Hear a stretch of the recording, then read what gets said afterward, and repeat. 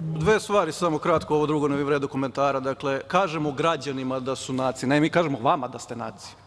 Ne kažemo građanima. Dakle, vi ste nacije, a ne građani. Sa građanima nemamo komunikaciju tog tipa. I drugo, ne pada mi na pamet da po treći put objašnjavam i dokazujem da je više glasova pobeda na izborima, a manje glasova poraz na izborima. Mi smo došli u jednu paradoksalnu situaciju da onaj ko je osvojio više mora da dokazuje da je pobedio, jer oni koji su osvojili manje sami sebe proglasili pobednicima. I sve okrenuli naopako. I sve okrenuli potpuno u ogledalo, dakle sve je obrnuto i sve je suprotno od onom što jeste.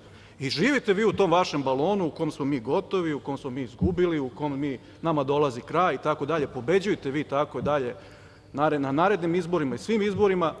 Ne znam gde ćete vi, verovatno ćete i biti svi zajedno kontrolori na nekim biračkim mestima, pošto kandidati biti nećete, to je očigledno i to već sada znamo, tako da se pripremajte dobro za kontrolu izbora.